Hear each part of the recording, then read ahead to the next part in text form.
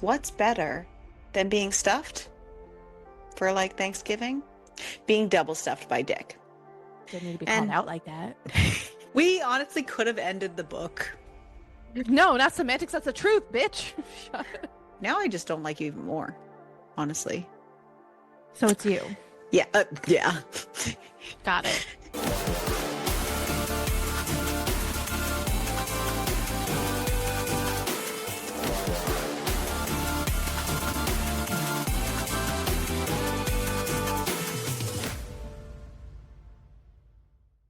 Hello. How are you today? Hello. I am okay. Just I am here hmm physically. fabulous. What we like Um, to see. I'm eating pasta from yesterday. This is my breakfast because this is the first thing I've eaten today. I ate steak for breakfast from yesterday. So Honestly, if anybody who doesn't know me needs to know this, but and most people who know me know I don't you're like 90% pasta. 90% pasta. I also really don't like breakfast foods because Same. breakfast is like 90% eggs, and I don't eat Oh, eggs. yeah. You don't like. So like that kind of just throws out some breakfast shit for me. Have I Mm. tried eggs? Yes. And before anybody says, "Well, what did you do?" No. I have tried for 35 years of my life to eat I eggs. did make eggs with my leftover steak this morning, but Ariel tried to feed me eggs once and I spit them right back out. And if anybody could make me eat eggs, it would be Ariel. But I did not. I instantly bloop. I think the only time I ate eggs was when I had the Bell's palsy because I couldn't taste anything. Uh, Like even texture, like so it didn't really nothing. It matter. was like Yeah. completely numb. And I couldn't really eat a lot of stuff without because I couldn't really chew. It was a whole thing. So I had to like shove. I ate a lot of soft veggies Soft. Yeah. because if you can't feel half of your face, you don't Hmm. know if you're fucking something up. Um, yeah, I was, yeah. So, Yeah. but Well, just in case anybody was going to forget from last week, we weren't going to let you forget. Um, I am here. I am the talent, and I'm just a mere slam pig. but that's why we love you. You know, We all have qualities. mine are just my body. That's not a bad thing, especially in this day and age, apparently. I mean, Ariel's complimenting my skin. I think it's a compliment. I don't know. There's also an aggressive amount of blush on my face. So, like, I went a little blush heavy today, but it I doesn't. mean, you're on camera. That is true. So And in you know what? person, it might be horrifying, but I wouldn't know It's because all I actually see is not, on it's, a, camera. it's actually not that bad in person. Um, but here's the other thing. Yes, it is on camera. And you know what? Unlike some people, our podcast is still on the air. And it's just for us, so we don't care. Hey, I rhymed. If anyone, whoever meant us thought that we were going to be, you know what? If you are here, you knew how petty we were going to be. We're never going to let this shit go. If you're here, you know who we are. So we are who we are. Or you're just learning. And congratulations, you're a winner. Welcome. Welcome to the talent in the slam pig. Welcome to hell. I'm just kidding. No, Welcome that's the US. to today's episode where we're going to discuss The Perfect Fit by Sadie Kincaid because we did not think that we wanted November to slide by without a double stuffed episode. Once upon a time, if you did not know, we dedicated November entirely to double stuffing because what's better than being stuffed for like Thanksgiving? Being double stuffed by Dick. So we brought you stuffed by food and stuffed by Dick, and we just double stuffed you. Which is the only double stuffing I've ever had, contrary to other people's beliefs. So Not that I haven't at the tried. beginning of the month, we Sorry. started the month with stuffing full of gravy and engorging with copious amounts of gravy. And we're going to end it with stuffing with dick. You're welcome. I'm not sorry. As I stuffed my face. Exactly. Full circle. Full circle. The perfect fit does have a content warning that includes, but is not limited to, knife play, blood play, CNC, and primal play. Please be advised. It's kind of like a mini shopping list for you. Absolutely. For not Crystal, because it includes knife play and blood play. Yeah, well, I'm trying, okay? Yeah, you do you, girl. I've gotten better. Mm-hmm. We start our book with Lily, and she is heading to the WXZ, not a Y, WXZ building to deliver a package to a Mr. Archer. At first, well, because at first I want to be WXYZ, but it's not. I It's know. It's just WXZ. funny. No why. Don't ask why. Maybe that was the point. She is stopped in the lobby by a ridiculously hot dude who says that he will take the package from her, but Lily insists that it needs a signature. And unfortunately, as much as she'd just like to drop it and go, this is her job, and it requires Mr. Archer's signature. And after way too long of staring her down, the guy finally relents, saying that he's headed to Mr. Archer's office anyways, and he will show her the way. This is Lily's last stop of the day after 28 miles of biking, and she's just ready to be done. And after she leaves, West, who is Mr. Archer, teases Xander, the one who ended up bringing her up, about staring at her a little too long. He wonders if it's time that they find a new addition to their trio. But Xander insists that they said that they would not try again. Does he really think that number 23 will be the one? 23rd time the charm? Okay, so I had issues with these men Issues. Sorry. because they spoke so grossly.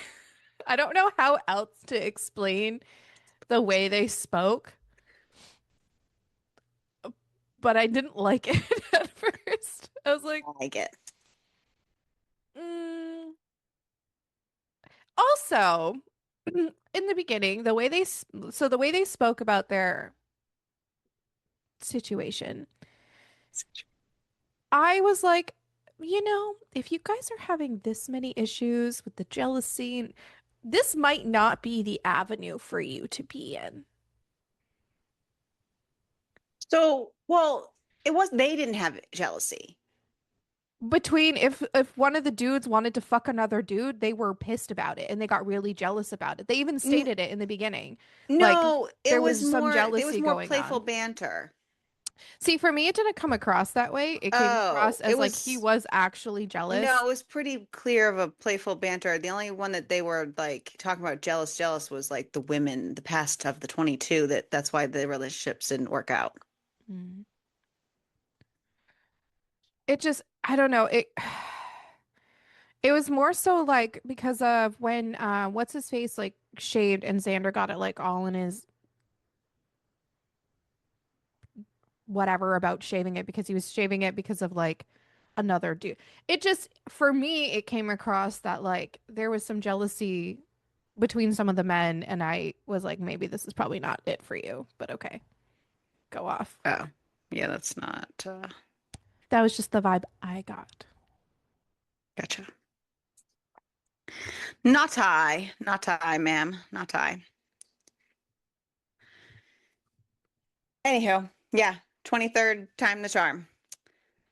But it never works. None of them can handle Zeke, especially, or the three of them long term.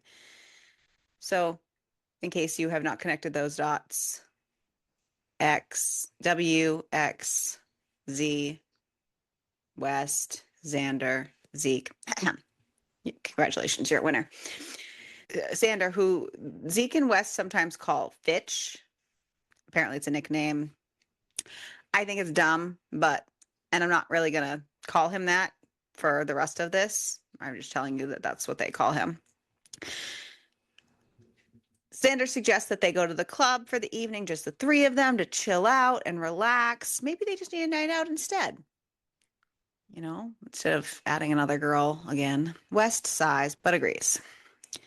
As Lily leaves the building, she's very flustered, not realizing that she actually recognized West Archer, but she doesn't want to think about that right now. That was a long time ago, buried memories, and he clearly didn't recognize her anyways. She just needs to let it be. It's raining now, and she's trying to maneuver her bike in the rain, and she's cajoling her bike into working. Her bike's name is Betty, by the way. And how do we know this? Because she speaks to her bike. It's the bike is a character in this book, a full character. And then, while trying to get her bike, Betty, to work, she literally runs into another more gigantic man while turning a corner. And You know, this, she's got so much luck because I can't run into a single one of them. could a mammoth man just plow me over? Like, A plow me? mammoth I mean, rich man? right, even better. Like, right, three of them in a row. Bam, bam, bam. Yes, please.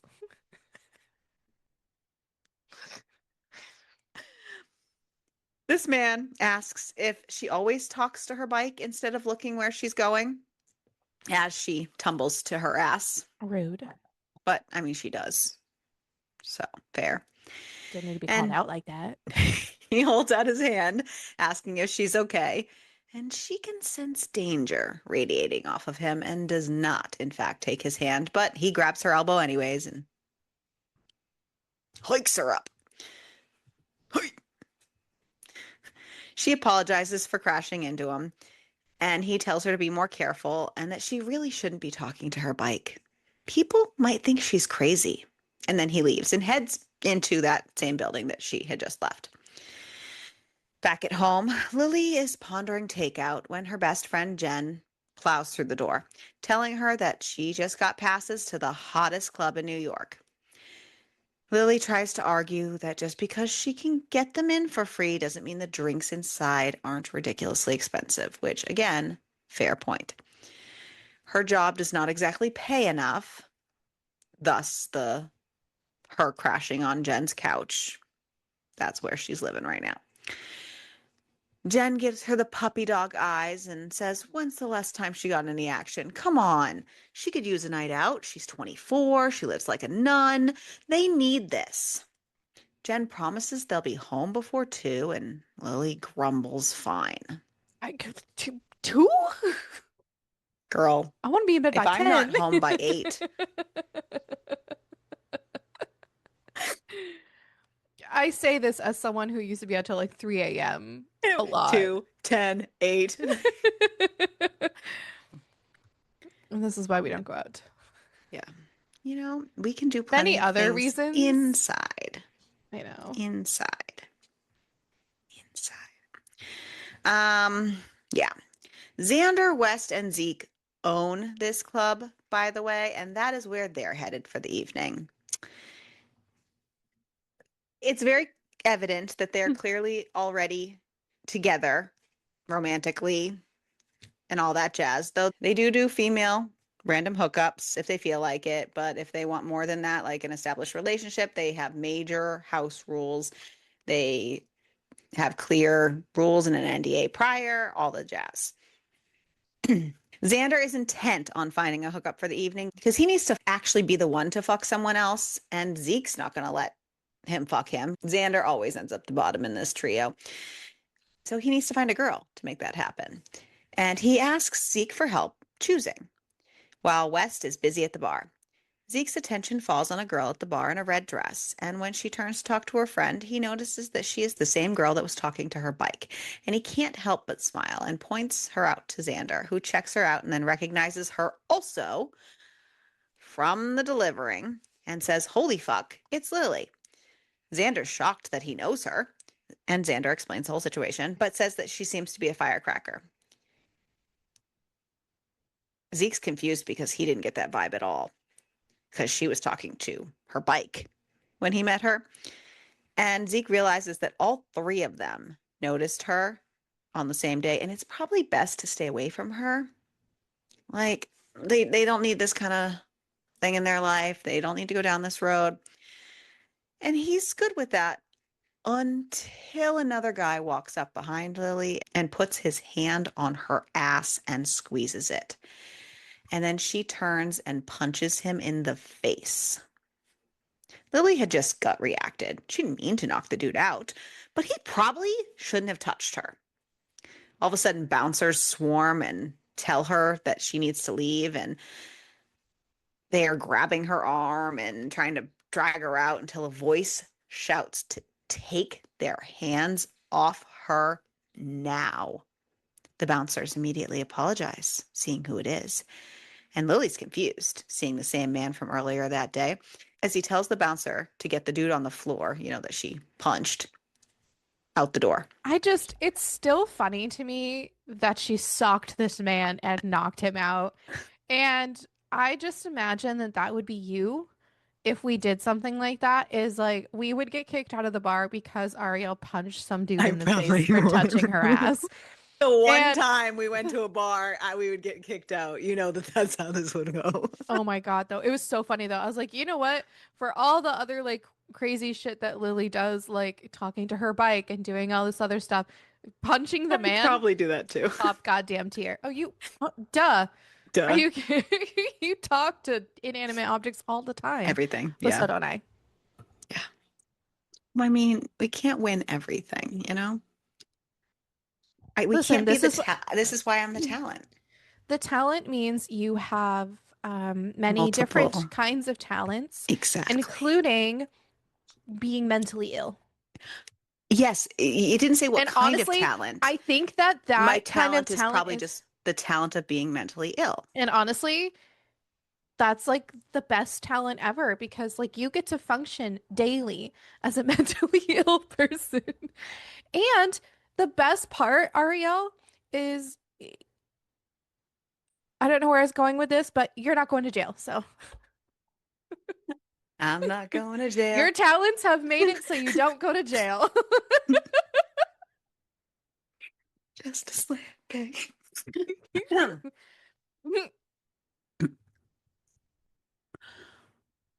Anywho, the dude tells Lily that he saw the whole thing and asks if she's okay, and she wants to know how he knows her name. He says that she met a couple friends of his that day, and she connects the dots and realizes that he is Ezekiel Kavanaugh, business partner to West Archer and Xander King. Ugh. And he asks if he can buy her and her friend a drink for the inconvenience of her having to do his bouncer's job for them. And she tries to say no, they're good. But Jen, not going to allow this. She bats her eyes at him and says that she'd love a drink. And he tells them to come join them at their table. Jen says, yes, please. Yeah, you wouldn't let me get away with just piecing the fuck out either. You'd be like, no, we're going. Yeah, no.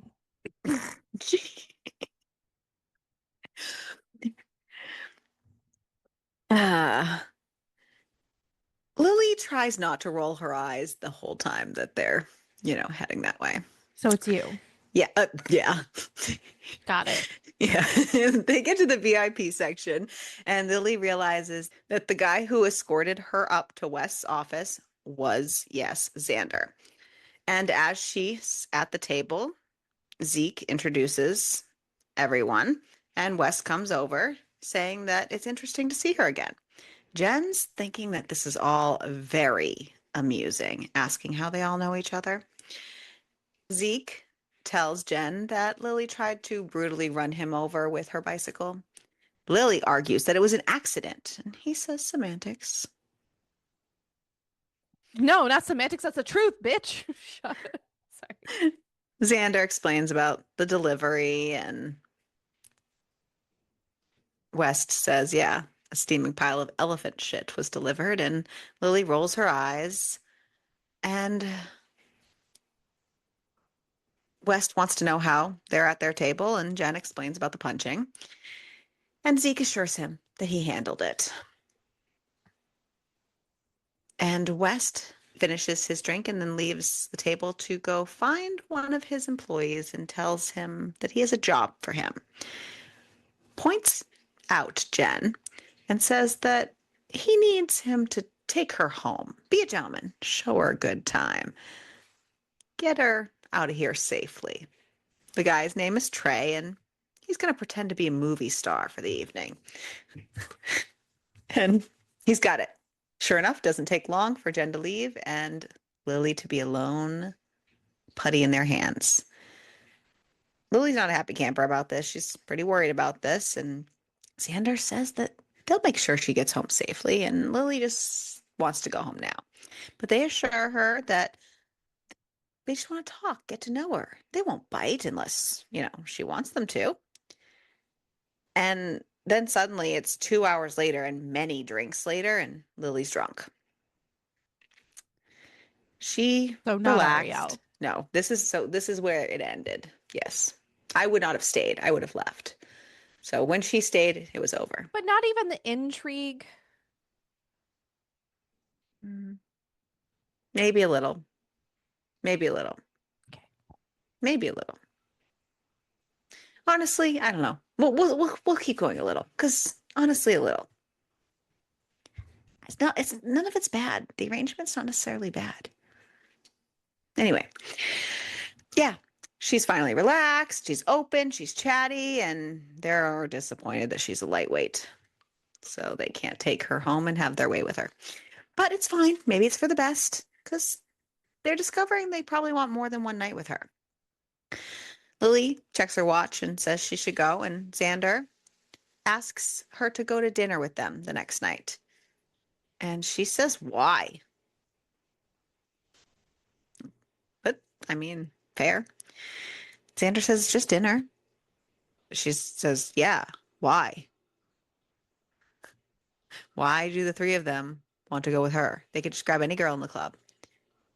They tell her she's kind of funny, she's sweet, she's hot. It's just dinner. They want to go. And so she's kind of like, and remember, she's drunk. She's like, so one of them doesn't want to take her home and fuck her? She, she kind of looks disappointed when Zeke says no. They take her home, and she even asks Xander, who helps her with her key, if he wants to come in for a beer, and he says no. But don't think it's because he doesn't want to. She's drunk, and he's trying to use restraint here. He gets real close and whispers in her ear about how he's hanging on by a thread, so please don't ask again. I mean, he can use restraint. Yeah, restraints. Yeah. Yeah, those kind. Yeah. Yeah. And she's very drunk and very turned on, and she kisses him, being that close. And he gives into the kiss, grinding against her until he takes a breath and pulls back, insisting that he has to go and he'll see her at dinner tomorrow. They'll be in touch. Back at their place, the men talk together and realize that they're all on board with pursuing this. They didn't think they'd be here again. They originally were just looking for separate hookups. They've gone through a lot of women, trial and error, and it has never ended well. They usually find women through recommendations that are already aware and have experience with multiple partners and are ready to sign an NDA, blah, blah, blah. But they've now given up trying. And it was quite a while ago since their last try. It just hasn't been worth it to go through that over and over again. But they start to wonder if maybe they could be ready to try with Lily. Xander says no NDA, though. They should just try with an actual relationship, not a contract, not to treat it like a business arrangement, because maybe They that's should half their raw problem. dog it. Yeah. They can't start something that they want to last by preparing for it to end. They should be upfront and honest with her at dinner and see where it goes. And the others end up finally agreeing. Lily wakes to a text from Xander saying to be ready at 7 and to bring an overnight bag. And at first she's wondering how he even got her number, but then she vaguely remembers drawing it on his arm drunkenly in the car. And then is confused and distraught over what a fool she must have been the night before. And why the fuck does she need an overnight bag? She is not bringing that. She does, in fact, bring an overnight bag. She likes to be prepared, after all. You have to be prepared. Be prepared. Prepared. She gets ready and makes her way to the address in the text, which is a penthouse apartment in a very expensive building. And she's wondering if this is a very big mistake. And they just want to harvest her organs because seriously, why do they want to have dinner with her? I mean, also fair. Xander greets her and takes her coat and bag and shows her to the kitchen where Zeke and West are waiting. West says that dinner is just about ready and she's shocked to see him actually making it, which honestly, throw her on the floor right there because done. They have dinner and chat and get to know each other, and suddenly it's been 2 hours again. And Lily realizes that she's not nervous anymore. They ask about her job, and she says that she's one of the bike messengers for the mailroom, but she's trying to be a writer for the magazine that she works for. She's had a couple small articles published so far, and she's working on it. Not that that's why she came to dinner, because she does know that they're in the middle of a merger with her company, the News Corp, and they're going to take it over, and everyone's been talking about it. Xander says that Lily was so open about why she didn't come that evening. Maybe they should tell her why they invited her. And she's just like, fuck. West tells her they have a proposition, that it might seem odd, but it's not the first time that they've done it. They'd like her to hear them out and then take a few days to think about it, that all three of them would like to date her at the same time. Though, to the outside world, it would look like she's only dating one.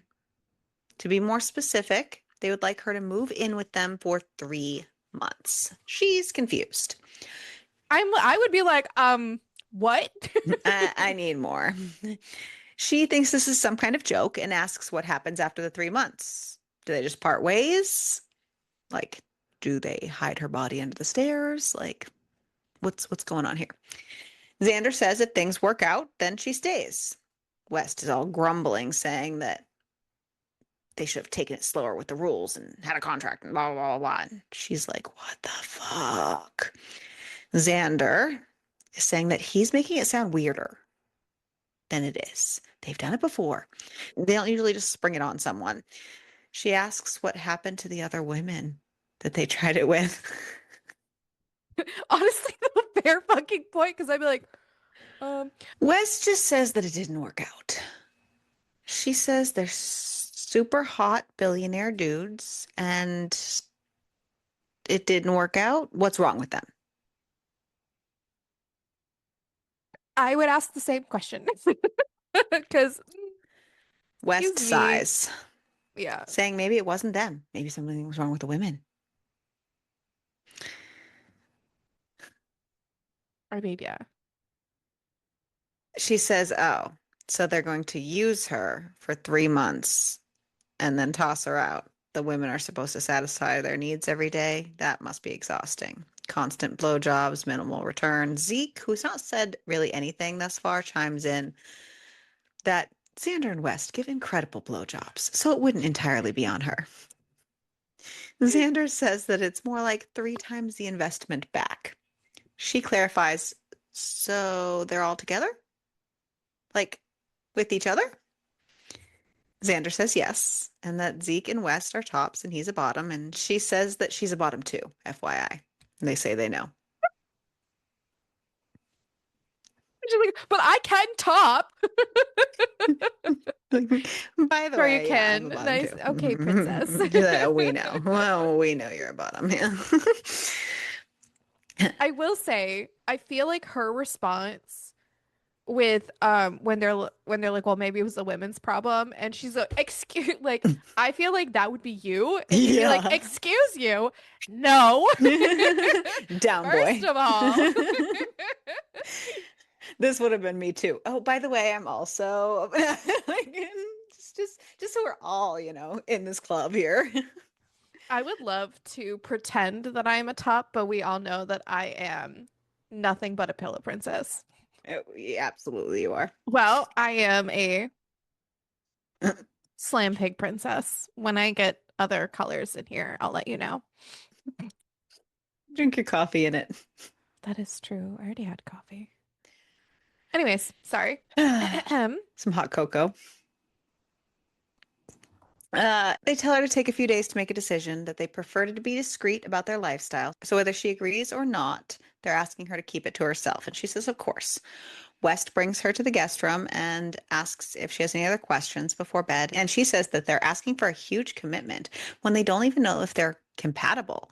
He says that they thought they all got along pretty well that evening, and he leans down and gently kisses her, saying if she's concerned about them being compatible, she can feel how hot he is for her. Like physically, because, he gets all close to her and he knows that she's turned on. He can tell by her breathing and her eyes, but how wet is she? She tells him to find out for himself. So she's a little brazen at this first little. She's a little bit of a brat, and I can relate because though I like to think that I would say something like that, but we all know that I would just be like Yeah. giggle and walk away. But like, I don't know, in the right, You honestly, never know. if I have enough alcohol in my body, then yeah, I would be, why don't you find out for yourself? It's that go-go juice. Sipping on my go-go juice. Can't be Oh, this song is blamed. so good. So he unbuttons her jeans and he slides his hand in, starts to finger her, and she loudly responds to that. And he tells her that they're going to have an audience if she keeps doing that. And she says, don't they like to watch? And he says, yes, but they prefer to participate. He brings her to orgasm and then licks his fingers clean and then looks at her and asks, compatible? She says, very. He says goodnight and heads to his own room. Xander's waiting on his bed and he glares at West. And West tells him that she's sweeter than she looks. And Xander's mad that he got to taste her. So West puts those same fingers in Xander's mouth and tells Xander to suck his dick, and then he'll fuck him. A couple days later, and Lily has seriously been thinking about their offer. She's planning on having dinner with Jen for the evening because, like I had said, she's staying at Jen's apartment. All the details on that are a little fuzzy, but it is what it is. She sleeps on her couch. When Lily gets home to go to make dinner, she finds Jen out in the hallway with suitcases and a bunch of people, and Jen is looking distraught. Jen tells Lily that they have roaches, that a neighbor called and made a complaint, and apparently the nest is in Jen's apartment, and it will take a few weeks to clear them out. The maintenance dude says that they should find friends or family that they can stay with for a few weeks. Jen looks at her boyfriend, who is Trey, that guy from the club. Weird. It worked out. Worked out real well. Worked out real well. Who is there to pick her up and says that he has a sofa and It's so fun. they can both stay. It's a small place, but it could work. And Lily is basically like FML. Jen tells her that she thinks that she got all of Lily's essentials out before they forced them out. And Lily realizes that even though it's only been 2 days since the man made her proposal, she was already leaning in that direction. And maybe this is the push she needs. And she tells Jen and Trey that instead of staying with them, that she has somewhere else to crash. Xander had even sent her a text earlier that day saying that as soon as she made her decision, he would send her a car. So what timing? She figures this is what she's going to do. Yeah, what timing? Lily texts Xander and he sends the car. And now she finds herself on her way to their place once more. Xander greets her at the door again, but he's wearing just a pair of sweatpants, and she loses focus until West comes to take her bags, and she says she has a confession that her friend's apartment that she's been staying at has a roach infestation, and that was part of the reason why she came. She needed a place to stay. She was still thinking it over completely, and Xander just shrugs, saying, finish thinking it over there. But Lily says she doesn't need to.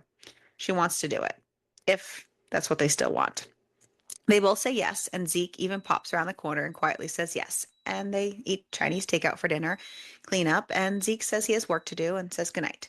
Lily asks West and Xander how it's all going to work. They ask how she wants it to work. They can go at her pace. Xander suggests that they walk her to her room and see how it goes. Like as if it's not in the same place, but whatever. They get to her door and she pulls her sweatshirt off, and apparently they cannot handle her little tank top, and all of a sudden, West kisses her abruptly. Xander moves in behind her to kiss her neck, and she's all for it. West tells her he wants her clothes off. They shed her clothes, and West goes back to kissing her while Xander rubs his hands along her until he starts to finger her, and then they bring her to her bed. They ask if she's on birth control and if she's clean, and she says yes, but she's like, slow your roll. Slow your roll. Well, that is until Xander pulls out his phone and shows his most recent clean bill of health within the last week and then swipes to show Wes's and then Zeke's as well. Just right on his phone. And Wes asks if she's going to suck Xander while he fucks her, and she nods and rolls over so she's on her stomach and can reach Xander with her mouth and starts going to town. Wes starts licking her and then gets himself into position so he can fuck her while Xander fucks her mouth, and Lily starts to wonder if she'll ever be the same again.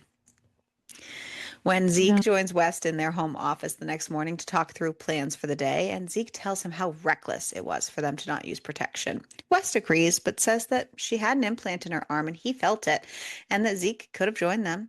Zeke says not yet. He tells West that he's been looking into her. Apparently, background checks are normal for Zeke, and that falls under his umbrella. He tells West that she graduated third in her class from Columbia 18 months ago on a full academic scholarship. West is confused why she works in the mailroom. Zeke says everyone at her job loves her. She lives with her friend Jen, and he found that she had a clear STD screening 3 weeks ago. I just love the Yep. sorry. West says good, so nothing to worry about. And Zeke says she does have a connection to one of their previous house guests, Bree. Bree came highly recommended from a friend who owns a sex club, and she worked out okay for a few weeks until she became obsessed with Xander. Zeke says he can't see if they were friends, just that they were in the same sorority. It didn't seem like they got along based on what he could find. So Wes says, good, not an issue then. Lily knocks on the door shortly after. She's having trouble working the fancy shower. So Zeke leaves, and she's quite brazen and walks up and basically puts herself on West's lap. And what's West gonna do about it? Obviously, he's just gonna fuck her on his desk, right? I mean, okay. Yeah. So Lily gets ready and has some cereal and heads off to work. The men want to drop her at work, but she's insistent that she can just ride Betty, her bike there. She's got to ride her bike all day anyways, and Wes says he doesn't like her riding that death trap. She argues that it's not a death trap. He suggests that she can just take the car for her deliveries. She tells him not to be ridiculous. She's a bike messenger. She'd never get anywhere. It would take too long and it's wasteful and bad for the environment. Wes says at this point they are going to need her. Environment. Wes says at this point they're going to need to bring her to work because she's going to be late. She says it's their fault because they've been arguing.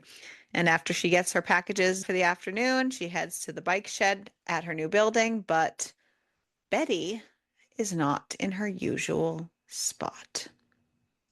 She's confused and has to ask the security guard if he saw anything. And the guy's like, yeah, her friend, Mr. Archer, told him to tell her he took it. She's like, what the fuck? How is she supposed to do her job? The security guy says that this new bike was left as a replacement.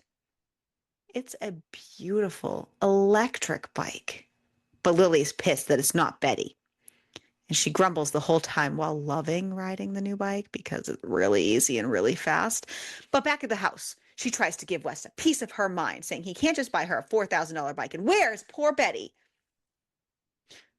West is confused. Who the fuck is Betty? Wow. Zeke explains who Betty is because he knows and is laughing his ass off. And West is confused. The death trap? Lily says it's her beloved bicycle that she's had for 6 years. They've been through a lot. Every time that you say Betty, though, all I think of is the song Betty from Whoa, Taylor Black Betty. Swift. Bam, a lamb. Oh, Oh, that nope. too. That one too. Sorry. That's all I got. JK. Ahem. Xander tells her to relax. Betty's downstairs in the basement. Out of L- context, that could be the craziest sentence. Betty's in the basement, guys. Lily calms down, but she says it's still too much. They say she's their girlfriend. Why can't they buy her a gift? She looks at them and asks, Girlfriend? Zeke says, Isn't she? What else would she call herself? She says she doesn't know. She didn't really think about it. Xander asks if she wants to be their girlfriend. She says she does. Wes says, for appearance's sake, that Lily will be his girlfriend if anyone has any questions. It's better to say she's only dating one of them. And Lily says she guesses that that's fine and that she's their girlfriend and thanks them for the bike. It was nice. 2 weeks after. Honestly, you. You would so begrudgingly accept these gifts, and it's so funny.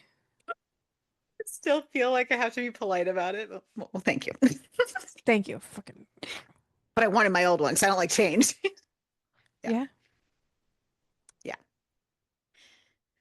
2 weeks after moving in, Lily is out to eat with Jen, and Jen is planning on moving back to her apartment the next day and is wondering if Lily is coming with. Lily tells her no. Jen's not mad, though. She's happy that Lily seems to be living her best life, getting dicked down. Lily is still a little frustrated that Zeke hasn't really even talked to her much and never hasn't touched her at all since the arrangement started, even though he did say he was on board. But West and Xander have been all in. So when she gets back, Xander and West are still working, so Lily finds Zeke. She finds him fresh out of the shower without a shirt on and is amazed by his tattoos and goes to touch, all mesmerized, and he stops her, saying he doesn't like to be touched. She So let me touch argues your tattoos. that West and Xander touch him, and he says that they have known him forever. He says he knows what she's really looking at when she makes another comment about his tattoos, and she's confused, but then switches and asks why he lied to her and said he wanted her there when it's clear he doesn't. He asks her why she says that. Is it because he doesn't want her looking at his scars? And she says, What scars? And he gestures to his chest, and she sees, sure enough, the tattoos are covering up a very scarred torso. She goes to answer him, and he wraps his hand around her throat and says that she doesn't want to play with him because I he do. would eat her alive. Me Okay. too. She Eat me. brats right back and says that that would require touching, wouldn't Ariel, it's you. it? He says he can touch her whenever he wants, and she asks where she's allowed to touch him. He says forearms and below the waist. She looks down to see his tented pants, and he asks if she wants a taste, so she drops to her knees and undoes his pants, and she teases him, which he does not appreciate, so he grabs her head and shoves himself down her throat. She relaxes and lets him fuck her face. Afterwards, he kind of looks at her in awe, saying he thought she was a delicate flower, and then he stalks off. Later, all four of them are watching a movie together, and the men are just sitting there in their sweatpants, and she says that they could probably be doing something better. Yeah. Xander doesn't waste any time hoisting her over his shoulder and bringing her to the bedroom. Zeke and West follow. Zeke sits in a chair in the room.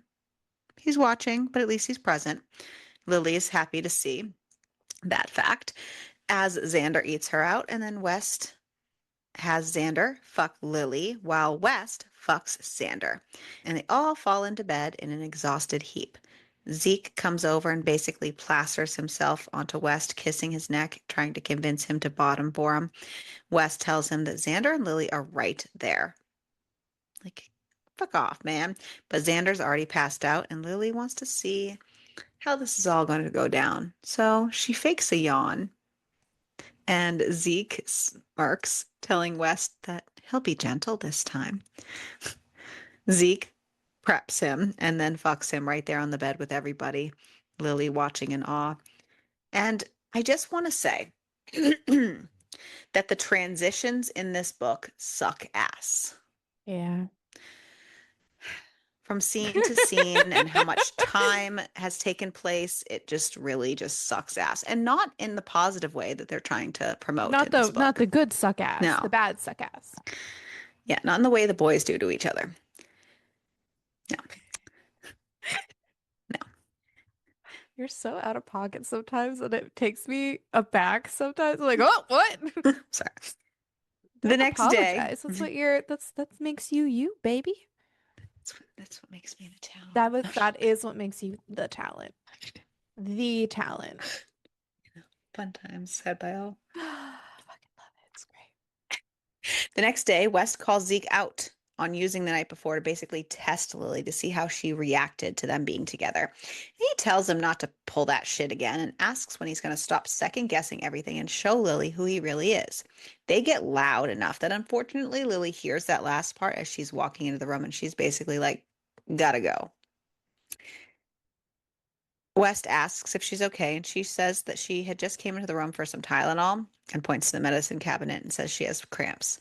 Zeke asks how much she heard, and she says just that West wants him to show her who he really is. So who is he, really? Zeke tries to dodge by asking about her cramps, and she's basically like, it's fine. She just needs some Tylenol, maybe a heating pad. But, orgasms are helpful too, as she looks at West with a bratty look. I'm And, trying so hard to be good right now. uh-oh.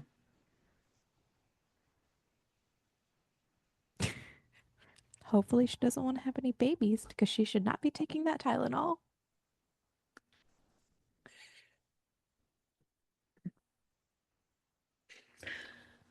She can have the babies. They're just be very autistic. But what happens if you're autistic and you take Tylenol? You get more autistic. Do you do you become pregnant? Just don't take Tylenol. It's so bad. Maybe we'll just take acetaminophen instead. At least I think that Only acetaminophen from now on. It's acetaminophen. acetaminophen? I know how to say it. Oh. I'm being an Oh. asshole I was like, what? Really? because they can't say Yeah, I know. acetaminophen apparently. Aceta Tylenol. I'm wondering what they're going to call ibuprofen They're not or coming for. naproxen. I just want to know, what did Tylenol do? Who who did Tylenol? Oh, that's okay. I saw a video that said, "Man, the the person the person who has that autistic trait of deep diving into the Tylenol murders is probably having a fucking field day right now." Because you remember, like, you've heard of the Yeah, Tylenol murders? yeah. So I just maybe that's it. Maybe there is a connection between the Tylenol murders and something that went on in the Orange Man's life to why he is coming so fucking hard for Tylenol right now. I'm just saying. They know too much.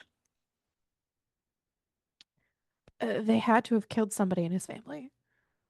No, maybe they knew too no, they knew too much about what he's done. Also, they have the Epstein files.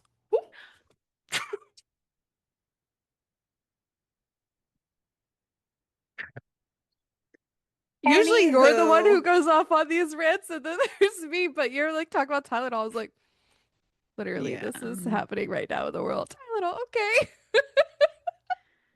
my brain can't do this right. Yeah. I'm sorry. I'm sorry. I'm You're good. sorry. No, no, no. I can't be the one. I can't be the talent right now because of what time of year it is. I'm just a slam pig, so like I guess I can get away with the unhinged thing. I don't know. See? Yeah. Anywho, Wes says that as much as he'd like to help her out, he has to go to work. And so she turns to Zeke and says, what about him? And he's like, what? Nope. Huh? And she says, is it too much for a big guy like him to handle? Is he worried about a little blood?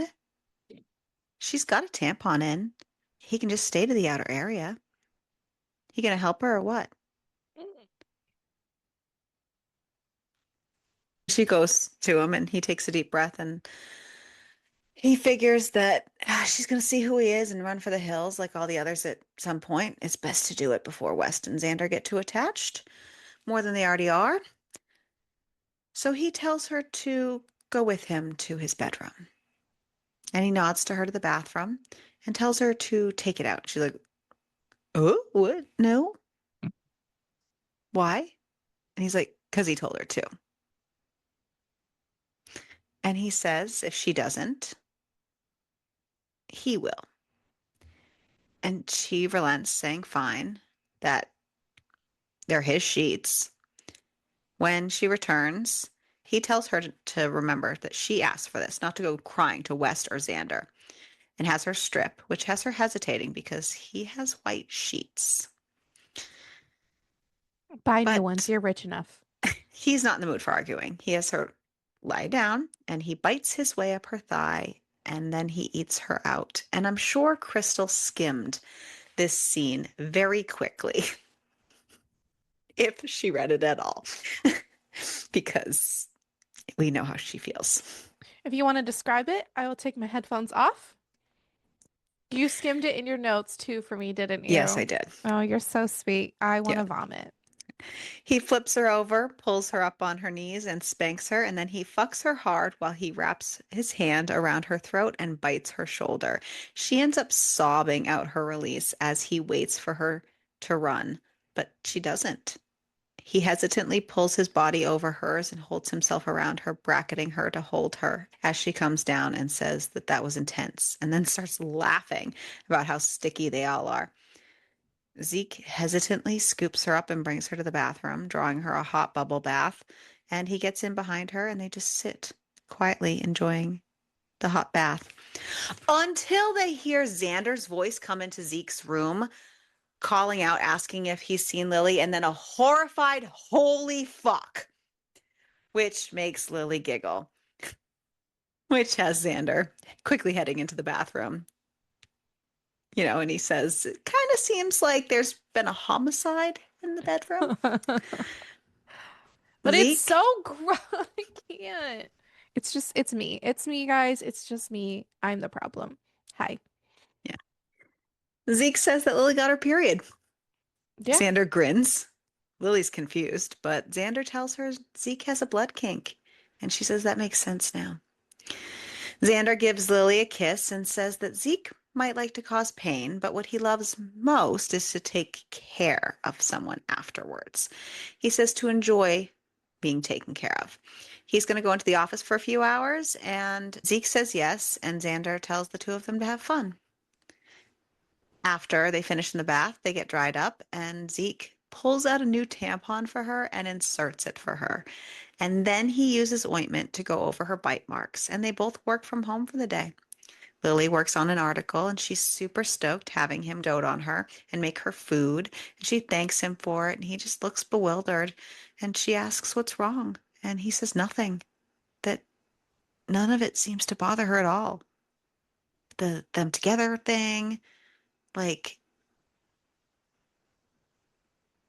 any of it. And she's like, why would it?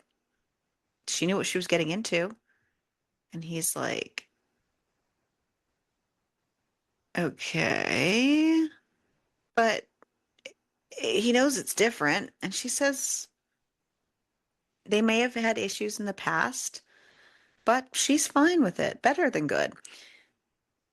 And he starts to tease his hands down her pants and tells her that he's a monster, but he's her monster now. He can never let her go. The next day, Lily's boss calls her into his office and says that the article that she's been working on is good and he'd like to put it into the August issue with the magazine. She is stoked. And then he says there's a rumor going around that she's dating West Archer and she asks if that's a problem. He says it's not a problem for him. He doesn't care who she dates. It's not like she asked him to put her in the magazine, so he can respect that about her. He just wanted to give her a heads up because people are talking. The night before, she had gotten a phone call from Nico, her brother. He's not supposed to call her number unless it's an emergency, but he tells her that he's in New York for a very brief time and they arranged to meet during her lunch that day, and he tells her where to go. And from what I can gather, it seems that she has run away from her family and is in hiding from them. So the two of them can only see each other in secret so that her father doesn't find out and know where she is.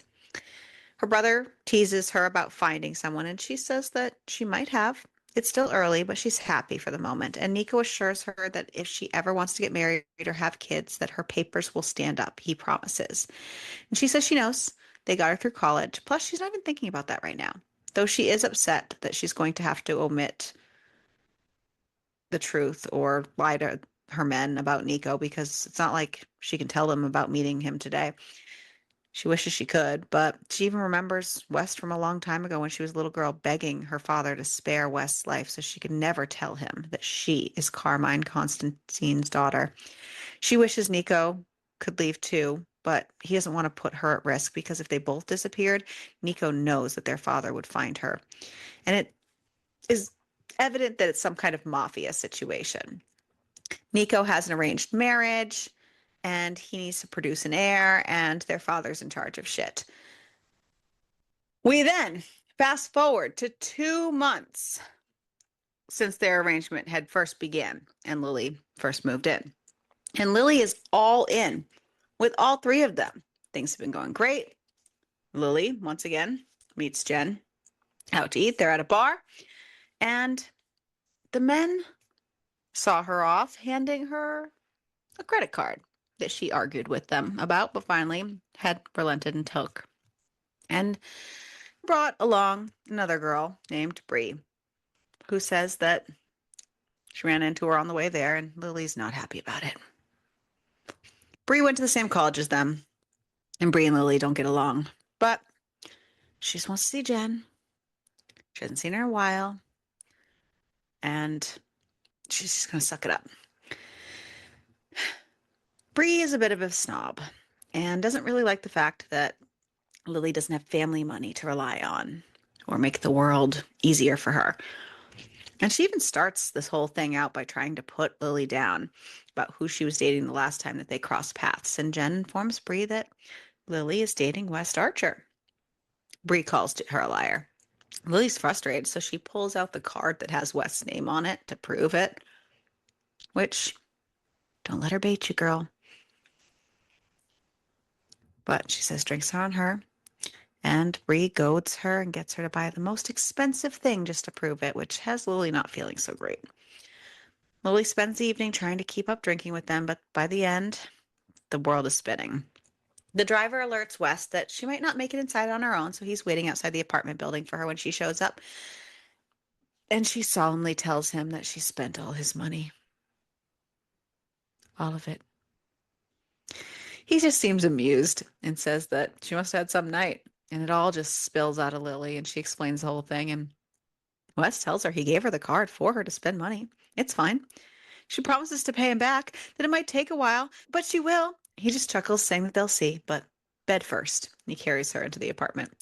She tells him, slurring, that she loves him all dreamily. Once they make it inside, she asks why there's two of everyone, as Xander laughs and Lily runs to the bathroom. She's gonna vomit. She can vaguely remember puking all over West and then him being with her at the toilet, which is also humiliating for her. And in the morning, she wakes up with a vow to never drink champagne again. Xander asks how she's feeling, and she tells him she's so embarrassed and asks if West is mad.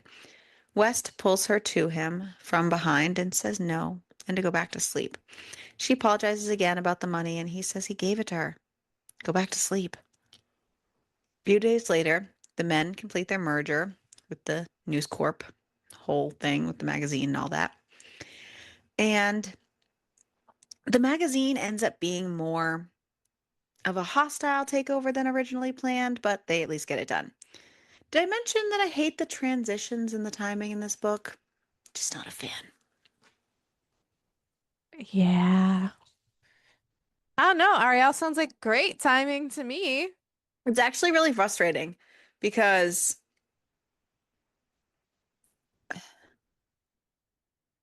the book was set up so well, and The characters were intriguing and I was here for it. But all of the scene transitions and the time in between, it just sucked. And it was very frustrating. And it kind of just brought it down and it was very frustrating. Yeah. The men return from work to find Lily already at the apartment and they decide it's time for a little primal play. They tell Lily and Xander that they have 2 minutes to run and hide before they hunt them down. Because 3 against 1 wouldn't be fair. So they have to even the odds a little bit. Zeke called dibs on Xander because he doesn't want to scare Lily with their first time doing this. But Wes decides, nah, bro, that they'll be fine. And he decides to go after Xander instead because he's faster. West catches Xander and takes him hard against the wall and then gets down on his knees to finish Xander off.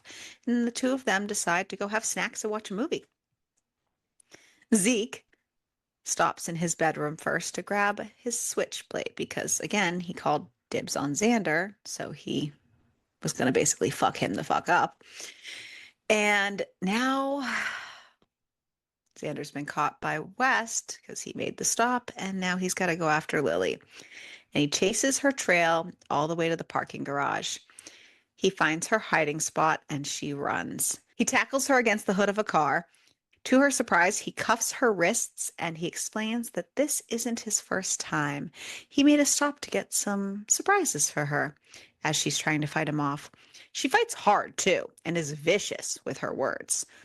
She doesn't safe word out though, so it spurs him on. But he is questioning the flip in the switch. He fucks her hard against the hood of the car, using his knife to trail down her body and neck here and there to give him his blood play fascination. And when they're done, he carries her spent, exhausted body upstairs, and she tells him that she loves him.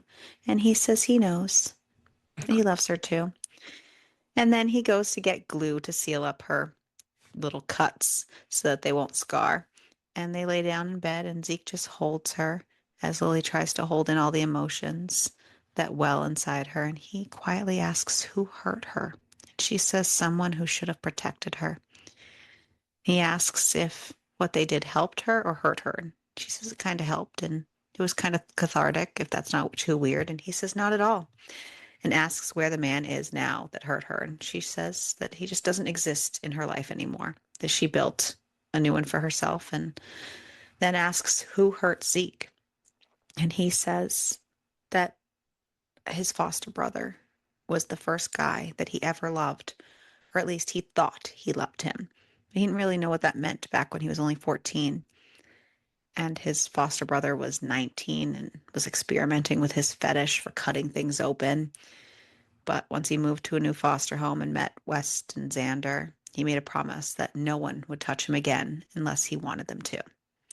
She thanks him for telling her, and then her stomach growls, so they go to get food. You know, all the fun times. Yes. Bree makes a visit to the men at work because, yes, if you connected those dots, it is the same girl they were talking about from college that didn't last very long with them. They're basically like, what the fuck is she doing there? But she says she's there for them. That usually they check out the women they experiment with. Wes asks if it's about Lily, and Bree says if that's even her real name. Clearly, Ezekiel is getting rusty. Zeke wants to know what the fuck she's talking about. She says she's talking about how an orphan from Brooklyn can afford to go to one of the most prestigious colleges in New York. Wes says she had a scholarship. Bree says, did she? Because she found that the organization that paid her tuition just dissolved as soon as Lily graduated and only ever funded one student. She never had a job the whole time either. Somebody was funding her lifestyle. She followed her one time too and caught her sneaking off to meet whoever it was funding her bills. He's young, handsome, rich, couldn't keep her hands off him. West wants to know why she's telling them all this. Why does she care? Right? Like, bitch, shut the Bree fuck says up. because she cares about Xander. Blech, She wouldn't want to see his name dragged through the mud. blech. That Lily is writing an article right now. It's no coincidence that she's writing it for the magazine and that she just happened to meet them all at the same time. And now, suddenly, her new exclusive article is going to be her big break for the magazine they just took on. It's obviously an expose to take the three of them down from the inside. What better way to do it from their bed? Hey, Zeke bitch, says why she's you jealous? Zeke says she's lying. She goes, she hears things. She was out with her a couple weeks ago. Lily was waving that credit card around in people's faces, bragging about how she had them all wrapped around her little finger. Zeke, again, accuses her of lying. And she says, are they really willing to bet their reputation on it? West tells her to get out. And on the way out, she says, look into Lily. There's more than meets the eye. After she leaves, West tells Zeke to find out about the benefactor. So Zeke even puts a PI on Lily, trailing her for a couple days, and sure enough, that is when she makes her second visit to her brother. And the PI tells them that she visited a man at a hotel for an hour. And they're like, what the fuck? The PI says that it was Nico Constantine, and the men dissolve into paranoia. Is she fucking him? That's the only thing that makes sense. She didn't even say a word to them. Does she know what happened between them and Carmine Constantine?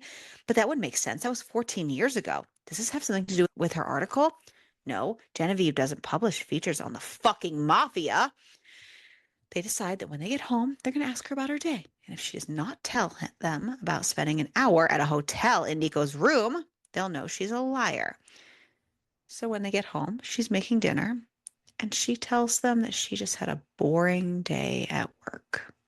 She wants to tell them so bad, but she feels like if she does, it puts her and them and her brother at risk. They knew she was too good to be true.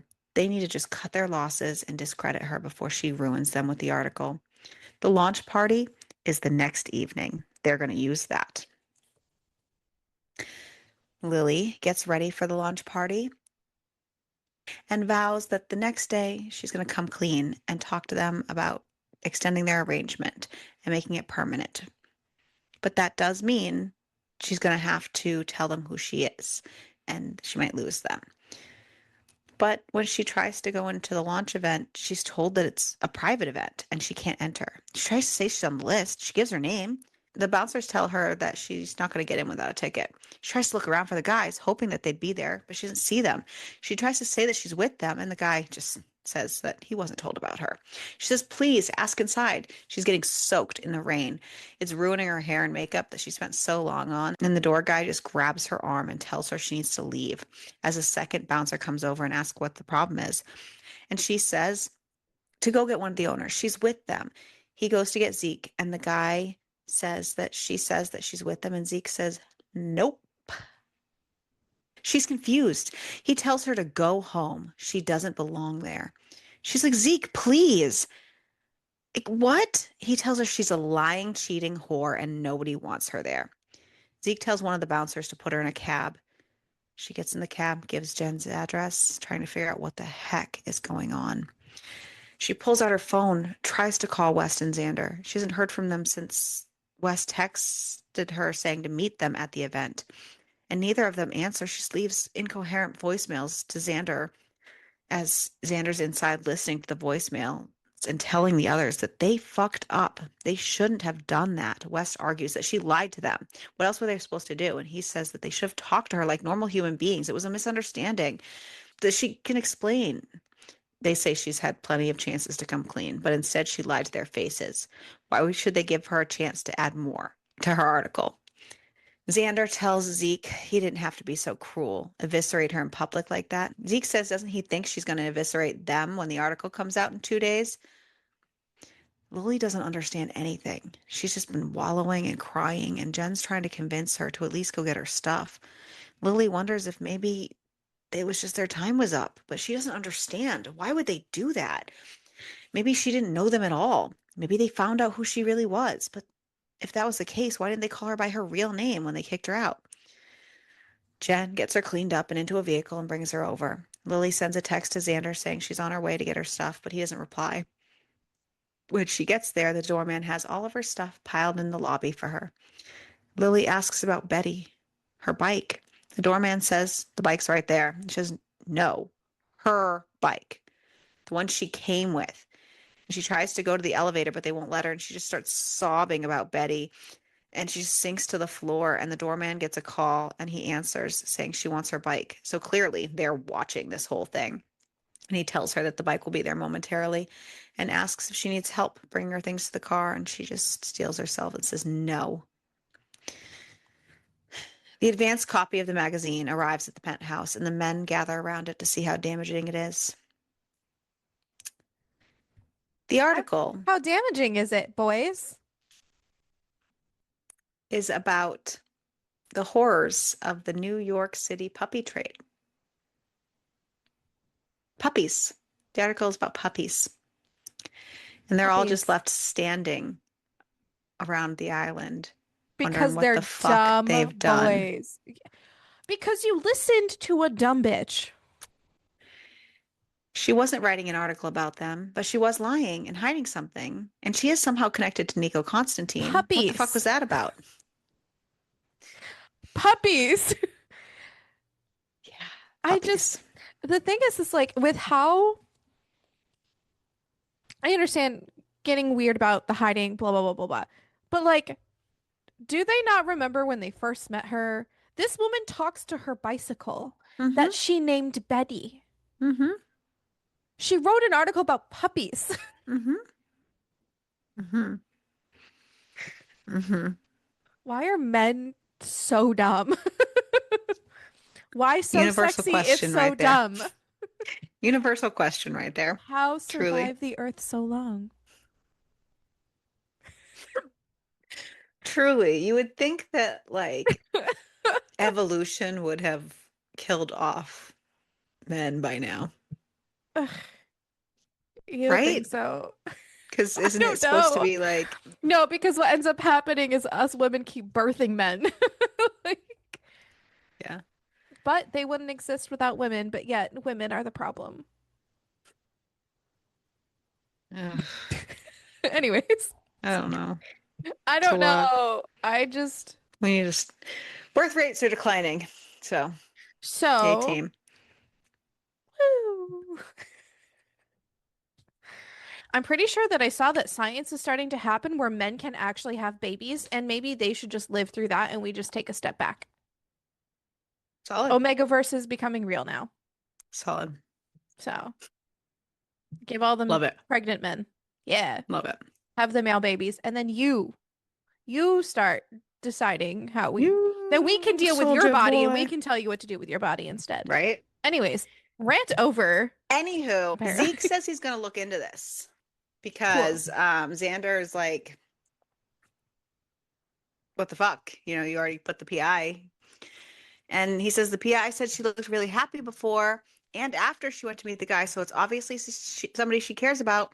But Xander doesn't believe for a second she was cheating on them. Where would she have found the time or energy?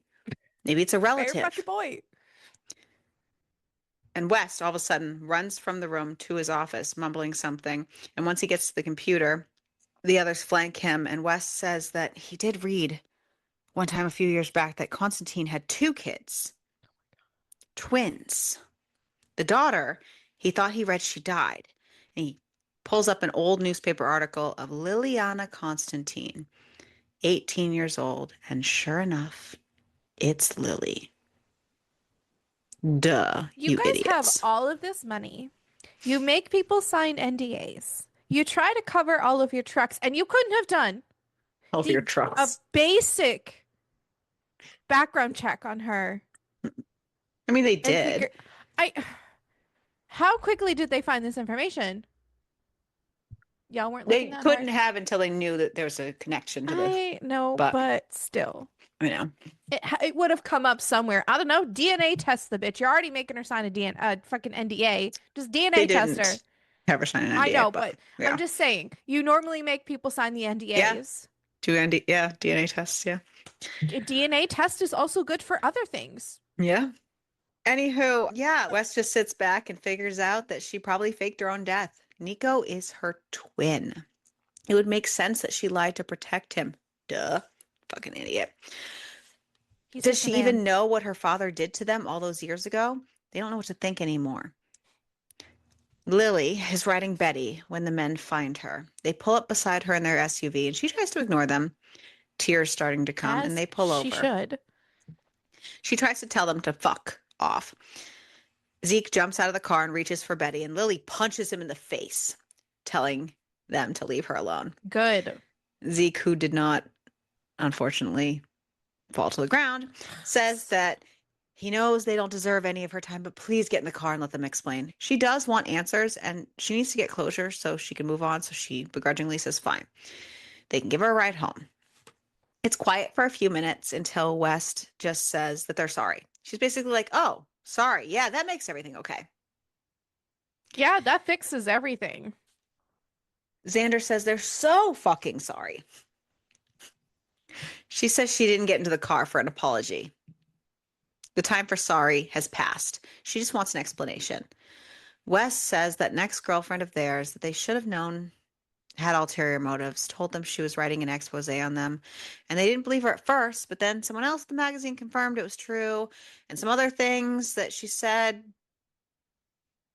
happened, and they're clearly struggling, and she just says that they all just left her standing in the rain, looking like a lunatic. They showed her who they really were that night, and honestly, at this point, she doesn't even care why they did it.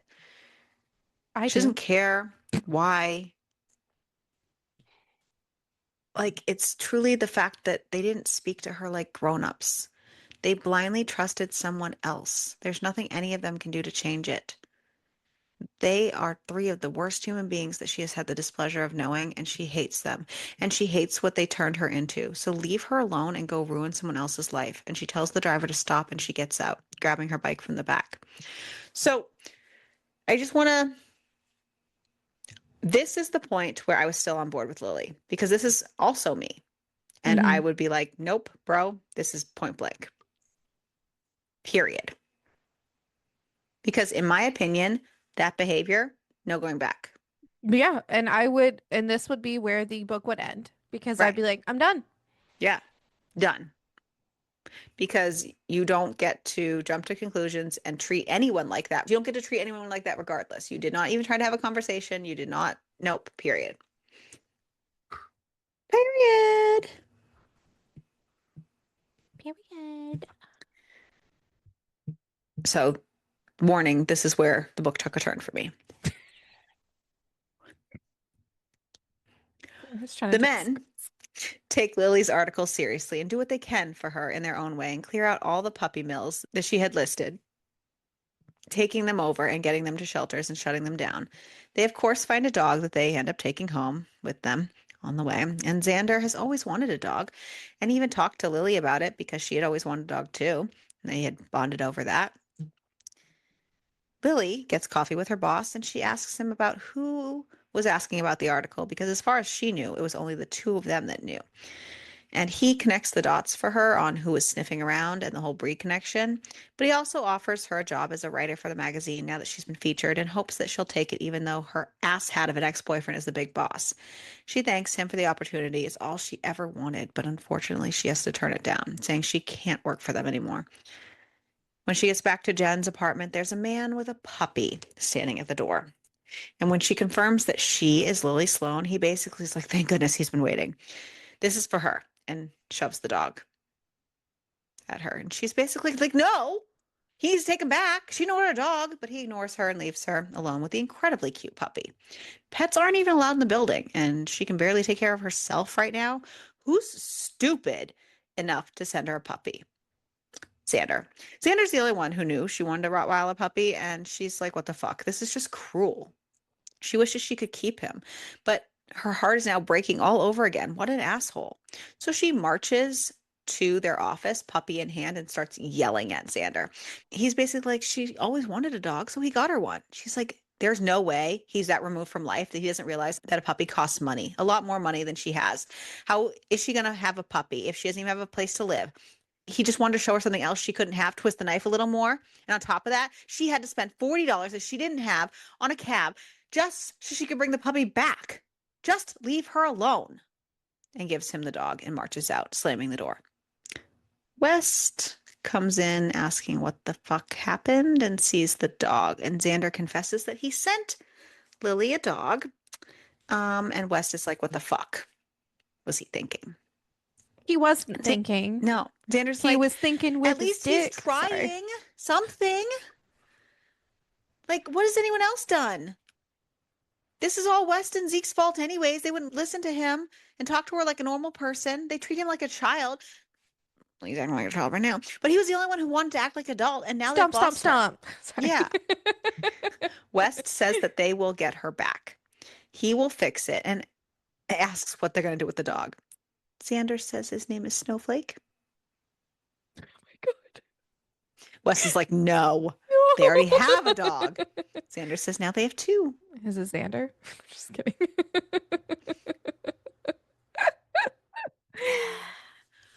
West has a chat with Lily's boss at the new delivery place she works at and tells him Lily needs to deliver packages to his building, and only Lily. Lily's upset when she sees her route has changed and checks in with her boss because that was the only thing that she had when she took the job. She didn't want to deliver packages there. That was her only stipulation. And the boss is like, yeah, he's got no one else because West is holding shit over his head. She's basically like, she can't. He says either that or look for another job.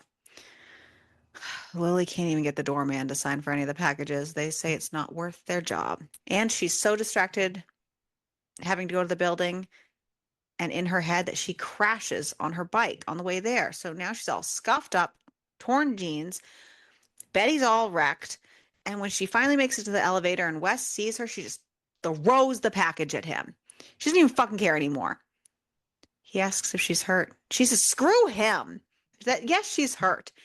Are you hurt, bitch? What? And he nearly cost her job today. And a few $100 a week probably means nothing to him, but it's the only job she has. So the next time he thinks it'll be fun to drag the poor, stupid bitch that he and his friends messed with over to his building so they could admire their handiwork, maybe remember that it's a game to them, but it's her life. And then her bike even stops working. The wheel's not even rolling anymore on the way because it's so bent as she tries to leave. And she's angry and she just throws it on the floor on the way out in the lobby. That would be my 13th reason. Sorry. West goes home and starts drinking himself to oblivion. Okay. Zeke finds him and he's just mumbling to himself about how they broke her and ruined her life. And Zeke tries to say they'll fix her. It'll be fine. And West says he can't. West cries himself drunkenly to sleep. The men end up making a call to a rival magazine and call in a favor to get them to offer Lily a job. And Lily gets a visit from the same delivery man, but this time he's delivering Betty, who looks like she has two brand new wheels and her frame has been straightened out. And that magazine calls and asks Lily for an interview, and Lily's like, holy shit, and obviously accepts, but she's wondering if things are finally looking up. You know, she has Betty, possibly a new job, severance package she got from leaving the mailroom job at Genevieve at the magazine, and what she saved at her new job.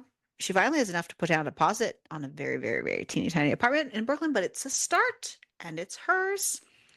And 2 days after she moves in, Zeke scares the crap out of her by sitting in her apartment when she opens the door at her breakfast bar.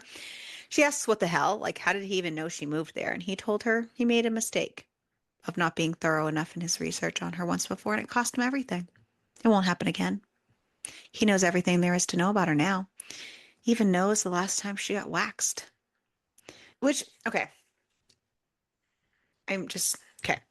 I understand hygiene is important and taking care of yourself is important. But she's sleeping on a friend's couch. Okay. She doesn't have enough money to have an apartment, but she has enough money to make sure she gets waxed and all that stuff regularly. Yeah, I'm just saying. Here's the thing too. That's Weird just priorities. expensive. That was my point. I don't know. I don't have enough money for that shit. No. And honestly, I'm too lazy. But also, if you don't have the money to live in an apartment, why are you getting waxed? Right. Yeah. She asks if he's stalking her now and that there are laws about that sort of thing. And he says that there isn't a law that can keep him away from her. Gag. She asks what he's doing there. Yeah, because at this point, I'm just dunsied. Um, it was cute prior. Now, not. There's been a divide. And he says he's there for retribution, not for him, but for her. She tells him to get out. And he says not until she gives him what he needs. And No. Sorry. he has a knife. And she says she's not cutting him. He says, why not?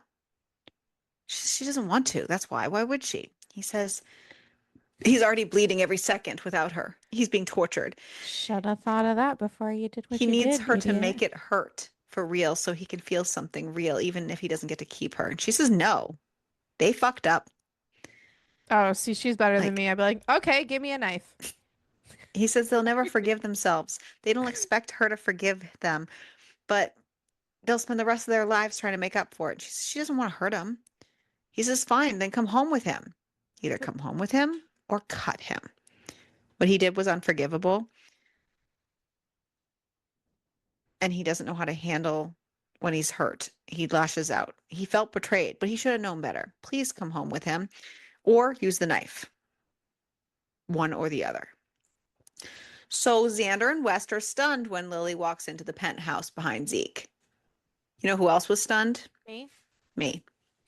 Not really, but disappointed. No, More because like we it. knew that that's where this was going to go, but it's still Right. disappointing that there's no backbone and Yeah. standing on your principle of no. Yeah. Yeah. And then the puppy thunders down the hall and launches himself at Lily, and she just pets and holds him and lets him get all his licks in. And Zeke tries to tell Snowflake no, and she's just like, you named him Snowflake? And Xander's like, that's what you wanted to name him. How could they call him anything else? And she just starts to cry. And then a big dog, who they named Stella, comes out and she's nervous and hesitant, but lets Lily pet her. And they tell her she's from one of the puppy farms, and she just looks at them and says that they were the ones who shut the places down. And they nod. Xander asks if she's back, and she shakes her head and says that they need to talk. Xander says that they made dinner and that her room is still as she left it. Sandra, shut To up. please just give them one night.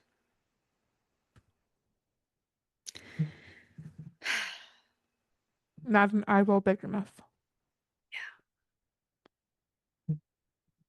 At a very awkward dinner, Xander's like, maybe they can start with how sorry they all are. And Lily says they already said that. But she doesn't believe them. And it's not just that, it's that it doesn't change what they did. That they didn't even give her any opportunity to explain her side. They turned their backs on her. They believed Bree with no real evidence, and her word meant nothing. So therefore, she realized she doesn't mean anything to them. Either way,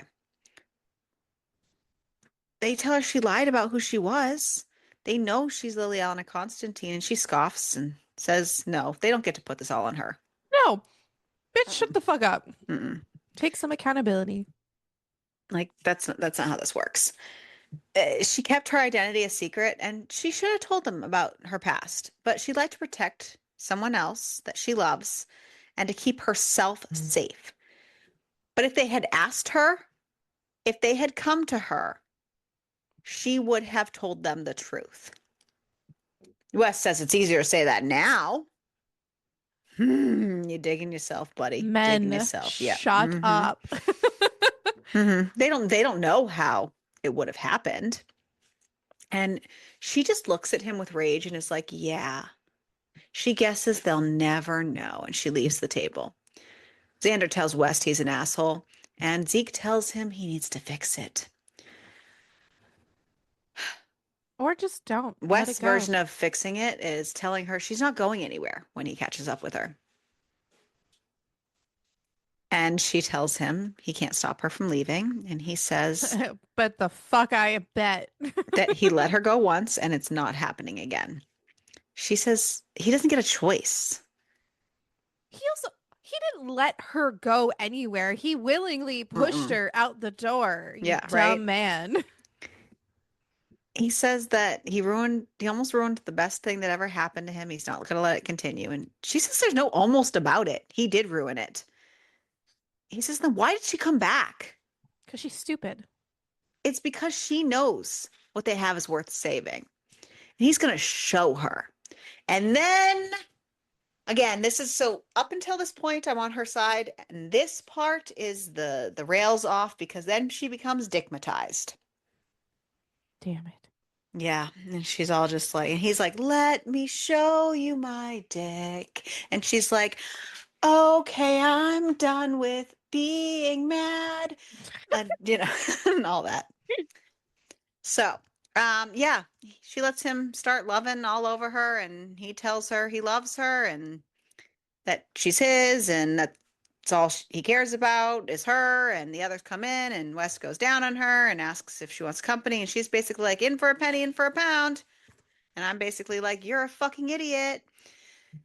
And yeah, Zeke fucks her. Xander takes his place and takes a turn. And then West fucks her ass. And in the morning, they all eat pancakes. And Lily says that, she guesses she should tell her story and who she is to them. Because apparently it's all better now.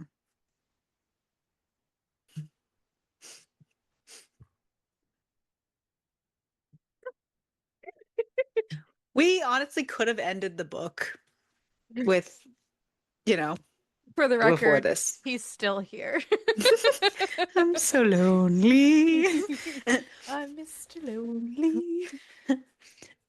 Yeah, so she says that they know that she's Liliana Constantine, and she says Ghost Eyebrow? she was.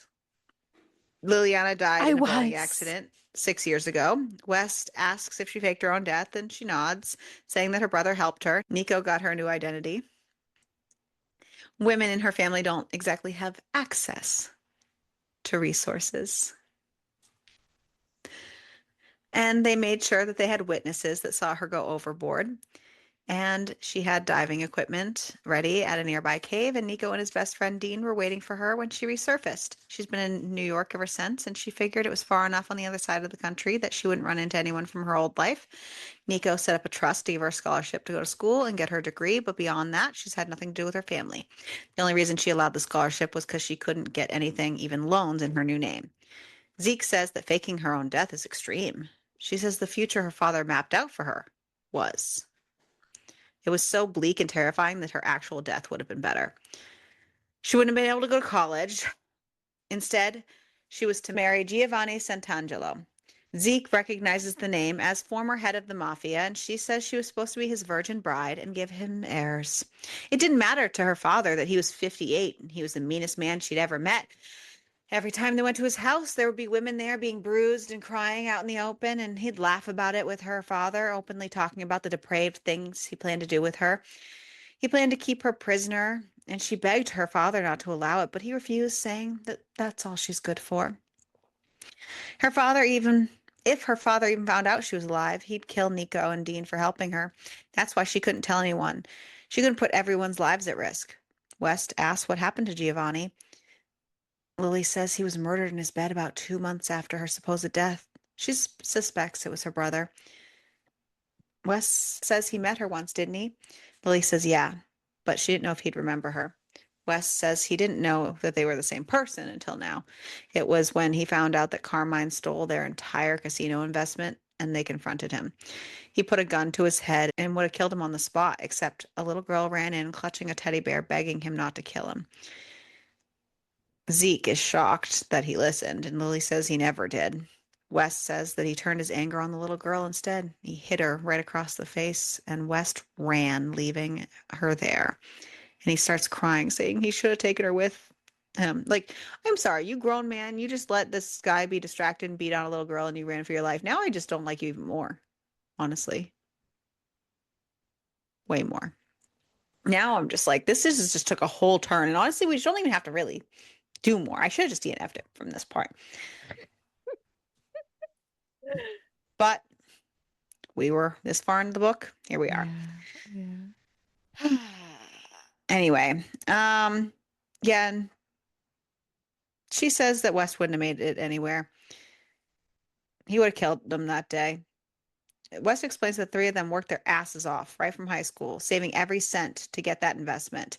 That her father just stole it. They were just kids, and he was a mafia man. So they left town the same day that he tried to kill West. They moved on to bigger and better things, and they created WXC, and they didn't look back. West tells her that she saved his life twice, long ago, and again when she walked back in those doors the night before. Lily breaks up the tears by cracking a joke that it's probably better she didn't come to him as a 10-year-old because that would have been really weird. Though she could start calling him daddy now, and then everything just dissolves after that. Let's not call anybody daddy. Nope. Gross. Nope. They get on with their day. Zeke and West making plans to try to contact Nico. Xander even tells Lily that evening, in the interest of honesty, that there were never any roaches at her apartment. They just wanted her there and to make it happen faster. That they always get what they want. The next morning, West even tells Lily about the whole job thing. She did get it on her own merit, but the boss is an acquaintance of theirs, and that's why she was put on their radar. She says no more secrets. She can't keep doing this. And she gets ready for work so that the boys can get ready for their meeting, which they didn't tell her about, but so much for no more secrets. Lily even confronts her boss at work, and the boss assures her that she wouldn't have given her the job if she didn't deserve it. She could have just gotten a job getting coffee, but Lily earned the job. Wes and Zeke have the meeting with the brother and tell him that they're with Lily and they know everything and they just want to keep her safe for the long term. Nico says if it's about killing his father, he's in. And then they meet a second time in West's office with Xander and Dean present to have a more formal conversation. And they decide to go back to the house where Lily's making dinner for everybody to surprise her. And surprise her they do because she's waiting in the kitchen in only a pair of underwear. Zeke walks in first and stops dead in his tracks, Xander behind him seeing her, and then they start shouting, "Abort! Abort!" Lily is like, "What the fuck?" Zeke comes in and says, coming home to her wearing nothing but panties is awesome, but tonight they have guests. She's mortified. Did they see? Why didn't they warn her? And she's so distracted by Zeke outright cackling, which causes Xander to start giggling, and the whole kitchen just collapses into a mess. Wes is like, "What the fuck?" and turns to Lily and tells her to put clothes on. And when she walks back in, Nico's there waiting. And she runs to him, crying, saying the best surprise ever. She sees Dean, gives him a hug too, but she's confused. How are they there? Why are they there? So many questions. But loving that all her favorite men are in the same place. Xander says they're hoping it can happen more often, and Lily says that would be great, but it can't. It's too dangerous. Zeke says it can soon, that her time in living in fear of her father is almost over. She looks at Nico and says, "But what if he finds out what they did? They'll know what he'll do. They know what he'll do to Nico." And Nico says, "Not if they do it first." She says, "No, it's too dangerous." He says it's a long time coming. Dean chimes in and says Carmine is sending Dean to Italy. They suspect that they know about Dean and Nico's unconventional relationship, and Lily reiterates, so they're going to kill him. Nico says that Zeke and West are going to help, and Lily says, nope, no. Zeke says that they know what they're doing, and West says, trust them.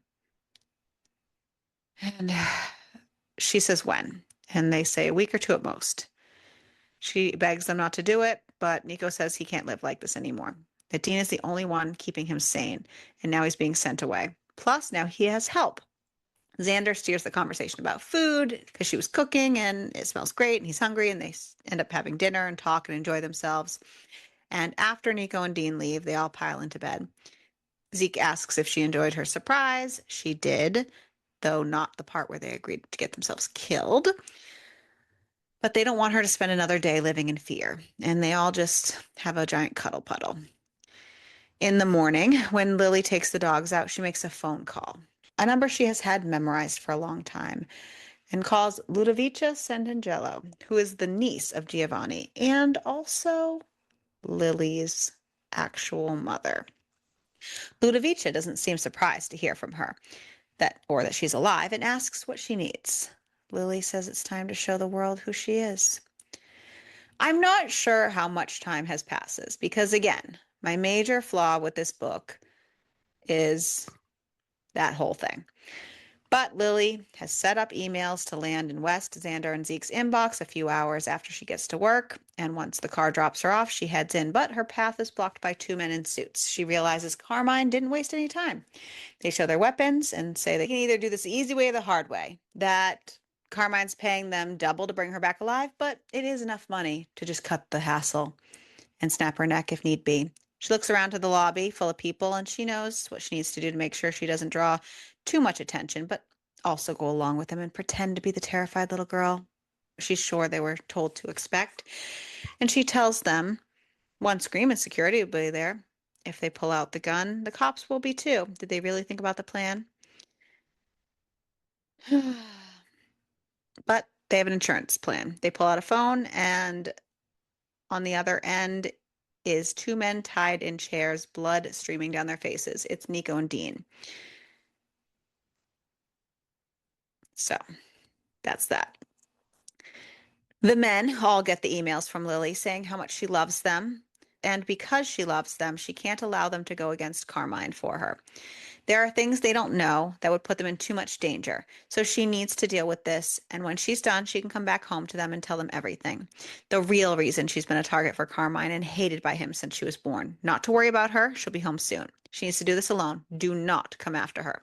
She'll be back before they know it. The men start hopping to it, making sure they have the jet ready and an arsenal of weapons at their disposal once they land. Getting things ready, Xander figures out that someone took her and that she never made it into her office. She was dropped off, but he had the security footage pulled and was stopped almost immediately. She left with them, but it was pretty clear it wasn't a full choice. And she had written the email before and scheduled it. So she had to have known someone would come for her. How does that make sense? They're wondering. Lily does not receive a warm welcome from Carmine, obviously, and we learn that she is not his daughter or Nico's twin. That Ludovica forced Carmine to take her in so that she could live and her secret would be quiet. So her marriage and the alliance with that family would not be ruined. Pretty sure sprinkled in there is that Carmine used to sexually assault Lily too. So fun times with that because it wasn't even fully fleshed out. It was just like extra sprinkles. So you're welcome. That also was not in the trigger warning, I don't think. So also fun times with that. Like when she was a child. So double the fun, double mint gum. Anywho, they bring her down to see Nico and Dean, and she demands they be freed. Stefano, who's in charge of torturing them, is there, and Carmine says that they'll be freed once Lily is dead. Stefano's been waiting for her, and then they hear heels clicking down the hallway, and Stefano whispers, checking in with Lily, making sure that Lily's good, to the shock of Dean and Nico. And then Ludovica walks in, to Carmine's shocked face. He wants to know how she got in. She says she used the secret entrance, the one he sends his horse through. Stefano asks what he should do, boss. Carmine, about to shit his pants in anger, starts to talk and give orders, and Ludovica says, he wasn't talking to him. Boop. She's thinking maybe a knife fight between father and son that escalated, that Carmine pulled a knife. Nico tried to defend himself. Oops, such a nasty accident. And Dean and Stefano witnessed the whole thing. Carmine's trying to figure out how his house of cards is crumbling so quickly. And she just looks at him with pity, like, did he really think she would allow him to take her daughter and not make sure she had some protection? She should have killed him a long time ago for what he did to them all. Doesn't he think it's strange that Stefano turned up to work a few days after Liliana was taken in? He's worked hard to earn his trust, but is he really that stupid?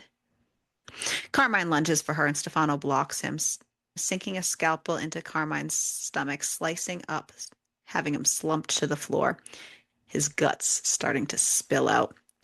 Lily stands over him, saying he should have just let her go, that she wanted nothing from him, but he couldn't just let her live in peace.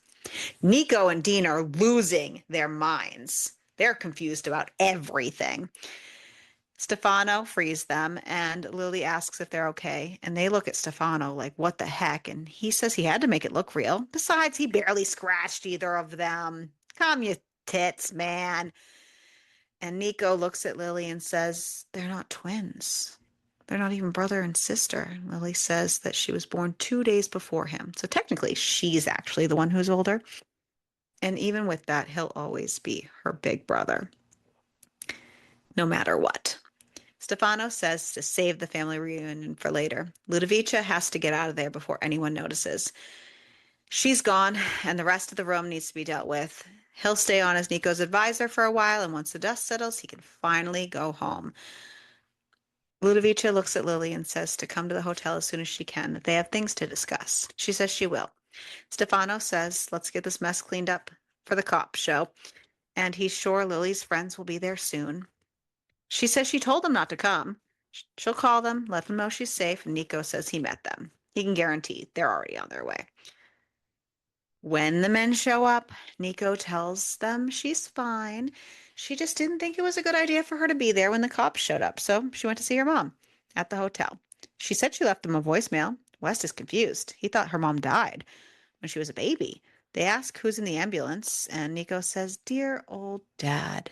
West sends his condolences.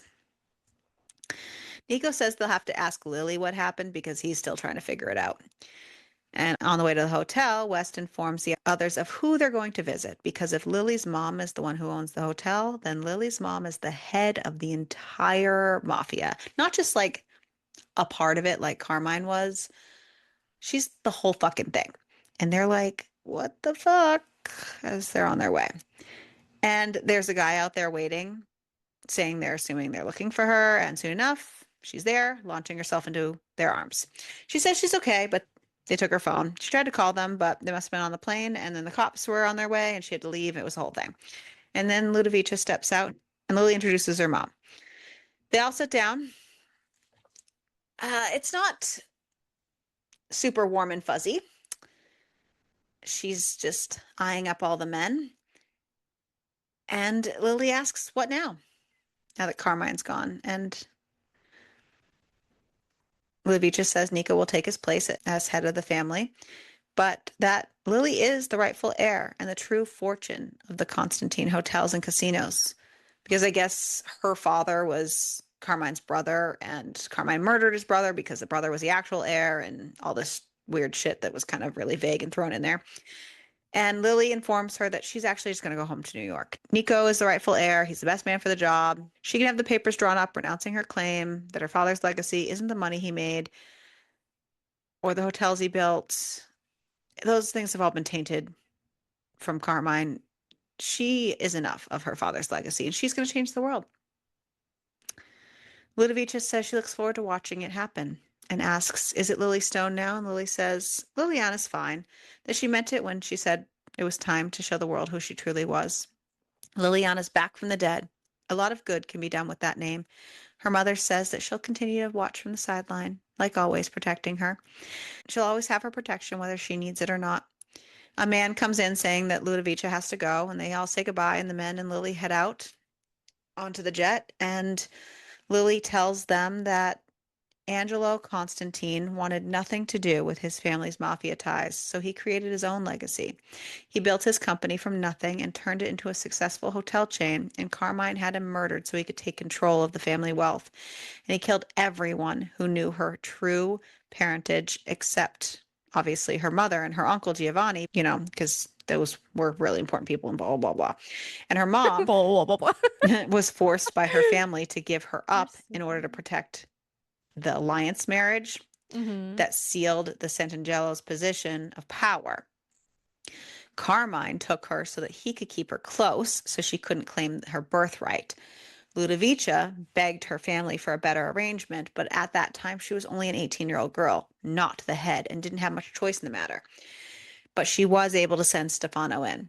She wasn't able to take control until after Giovanni died, and they're confused why she still keeps it a secret now. She explains that she's still Vito's wife, and the alliance still stands, decades old. Nobody can find out that she lied to that family. Originally, Stefano's the one who told her about her real parents. Carmine started coming into her room when she was 11, and it lasted for 216 days until Stefano realized and made it so that she and Nico had adjoining rooms. She tells the men that that's everything, all her secrets. She kept it to protect them. She didn't want anything to happen to them. She loves them. And then we fast forward 8 weeks later. Lily walks into the kitchen after getting home from work and she sees the three men standing in tuxedos. There was a media frenzy over Liliana's return from the dead, but it has finally mostly quieted down and they've settled into a routine once again. She asks where they're going, and Xander says that there's a dress on her bed. They're all going to the club. She says she doesn't want to go there. That's I the want to go place there. that, you know, Yeah. she was left in the rain and all that stuff. He says she needs to. They need to make things right. Don't make them go without her. There's a PR firm throwing a big event there, and she's still not buying it. So they tell her that it's Bree's PR firm. She's like, what the fuck? Why would you let her firm use the club? They say business is business, so they can either go alone or they can go with her and let the whole world, including Bree, know that she's their girl. She dramatically says fine, and they arrive and they see the same bouncer, and Zeke tells him who she is, and he probably remembers her from the launch when Zeke was a fuck up. But if she ever comes again, with or without them, she needs to be treated like a queen. The second Xander walks through the door, Bree launches herself towards him, but Xander holds Lily close and says he thinks she knows his girlfriend Lily. Lily says of course she does. She made up a bunch of lies about her. Remember? Rolling her eyes. Bree's trying to say, oh no, she just heard. And Lily's like, no, she flat out lied. She knew what she was doing. She was being a bitch. Bree just says that that's the game. It's all about being able to talk in the right ears. She simply told West and Zeke what they wanted to hear. It's not her fault. They chose to believe her instead of Lily. Lily says Bitch, that's fine. shut the fuck up. Sorry. Yeah, she should be thanking her. The makeup sex is out of this world. She runs a hand through Xander's hair and thanks Bree for bringing all these lovely people there for them tonight. West looks at Xander and says, did he not tell her? He must have forgot. He's been too busy making it up to his girl. Bree wants to know what the fuck. Xander just says all her clients are now their clients. They gave them a pretty good offer, one they couldn't refuse. Bree's like, no, they have contracts. They say nothing their attorney couldn't fix. Zeke chimes in with not to fuck with their girl. Try it again and they will end her permanently. And they all walk away to their table to order champagne. Xander and Lily have too much fun dancing, forcing Zeke and West to corral them home. And they fuck in the car on the way. Zeke uses Lily's clothes to tie her to the oh shit handles in the car, while West wastes no time and fucks Xander. Zeke fingers Lily's ass and tells her that she could have been a good girl, not dancing like that, and they could have been doing this at home with Lou, but now instead he's going to fuck her ass in the limo without. And she doesn't say for it out, so he fucks her. And then we have 6 weeks later, and it's Christmas Eve, and they have Lily blindfolded, and they bring her to the lobby of the WXZ building, and she's confused. And then they show her the name change, and now it says WXYZ, and she asks what the Y is for, and they tell her they gave her an equal share, and it stands for you, which the other letters stand for their names. So lame. This is the stupidest thing. Just saying.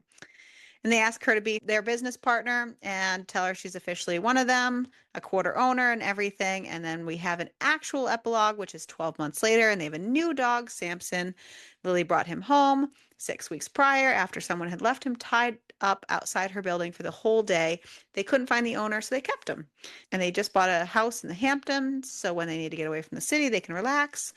And they all present 4 boxes for Christmas, and Lily opens hers, and it has a ring made out of 4 bands.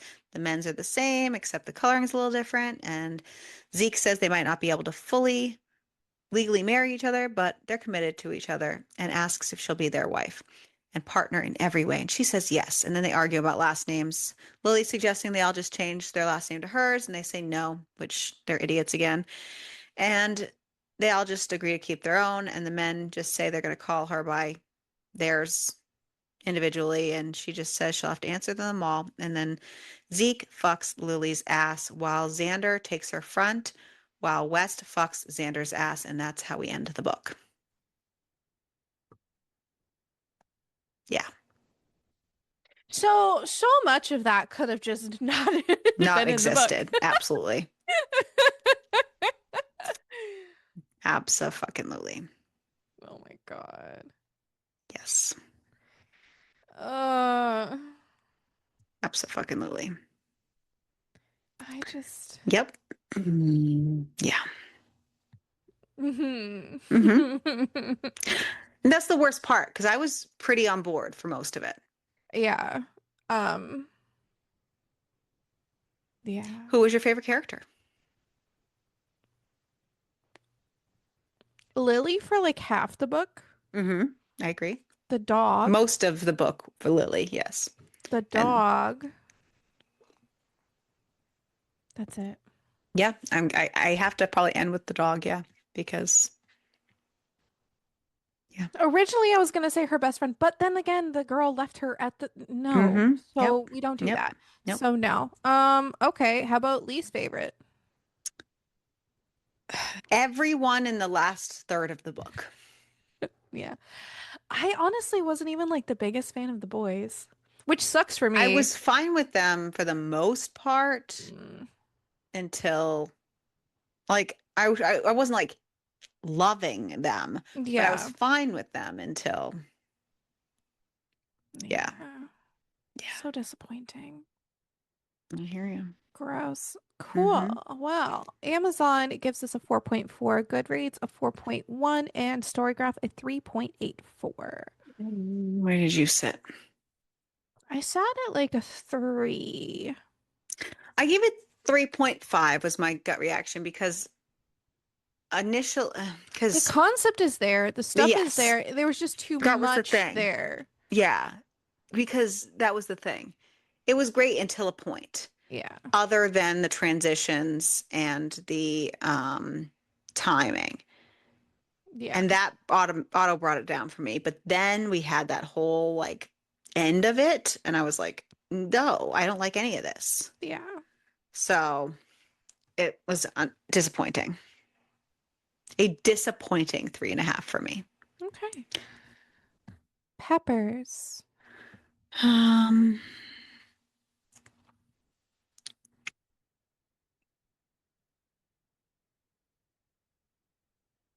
Serrano. Sounds about right. Okay. I do love a train. Yeah, me too. And I would survive. I Oh would yeah, make different choices, but I would survive. that's the thing is I would make so many different choices. Yes. But yes, I'd be perfectly fine. I wouldn't be in this situation with certain Yeah. things and nah. Yeah. And so that is the end of November for us. And so now we're moving on to December, weirdly enough. Jesus fucking Yeah, Christ, this year has gone by so fucking I fast. know. So Holy next shit. week, we are moving on to the holidays and we are going to be reading Well, Stalking we're not moving on to the Christmas. holidays because we've been doing No, no, sorry. holidays, but we're Excuse moving on me. to Christmas. Yes. And we are reading Stalking Christmas by A.L. Maruga? Maruga? Sure. Okay. But it is a dark holiday stalker romance. Yes. Santa. She caught my attention when she shouldn't have. My sweet little temptation has made it to the top of Santa's naughty list. And rather than a lump of coal, she'll be getting a collar and a prison of my making for Christmas. I'm about to wrap this beautiful, seductive gift up and devour her for the holidays. Who says Santa doesn't deliver your darkest, deepest desires? Oop. And then we have the gift. One moment I was free living my life and preparing for the misery of the holidays, and the next a mystery man was messaging me and enticing me with my naughtiest fantasies. All, however, is not what it seems. Rather than a spicy encounter in a darkened room, I find myself a captive for the holidays and kidnapped by a psychopath. The question is, will I still be alive to welcome the new year when he's done with me?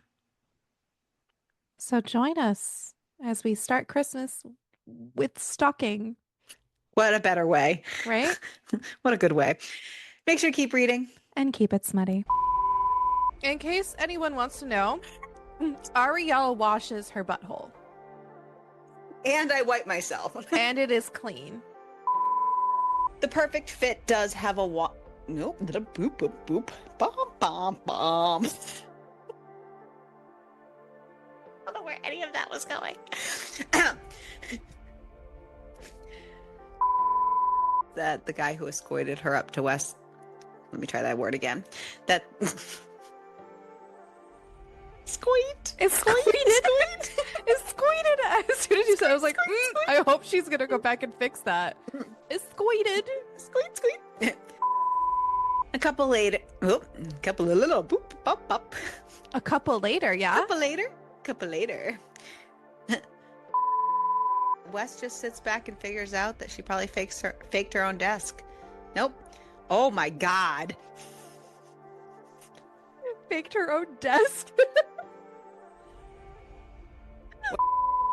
Miko got her new identity. Identity.